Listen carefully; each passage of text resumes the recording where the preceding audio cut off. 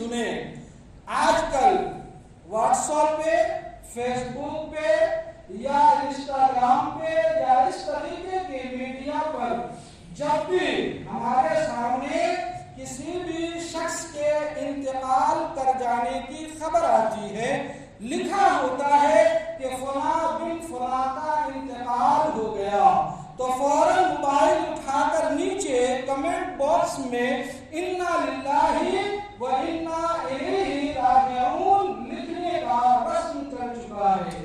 اب ہر شخص کو عربی لکھنا آتا نہیں ہے تو وہ انا للہ و انا الیہ راجعون قرآن کی اس آیت کو یا تو انگریزی میں لکھ دیتا ہے یا گجراتی میں لکھ دیتا ہے یا ہندی میں لکھ دیتا ہے یا جو زبان آتی ہے اسی میں لکھ دیتا ہے، جبکہ ہندی میں، گجراتی میں، انگلش میں یا کسی اور زبان میں غیر رسم عثمانی میں یعنی غیر عربی میں قرآن کی کسی آیت کو لکھنا ناجائز اور حرام اور سخت گناہ ہے.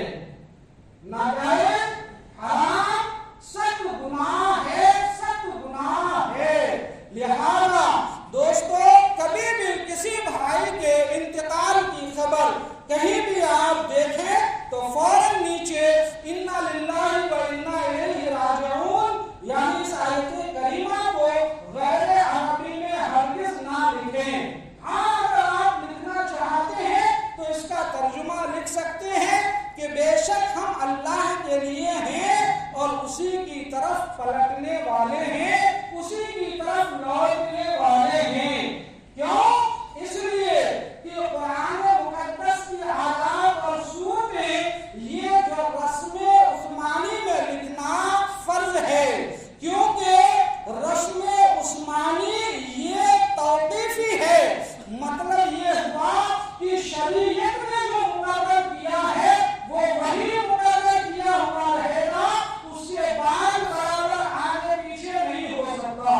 ہمارے حضور علیہ السلام نے اپنے کاتبین وحی کو اپنی ہدایت کی روشنی میں جس طرح قرآن لکھوایا اسی طرح تمام صحابہ نے اس کی پابندی کی اور تمام کے تمام چاروں ائمہ کے نزدیک یہ اجماع اور اتفاق ہے.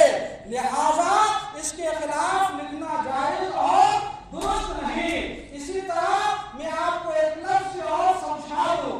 عربی کے الفاظ کے لیے جو حروف متعین ہیں اس کے لیے الگ الگ حرف ہر لفظ کو ادا کرنے کے لیے متعین ہے، لیکن انگلش اتنی غریب زبان ہے کہ اس میں اتنے حروف نہیں. مثال کے طور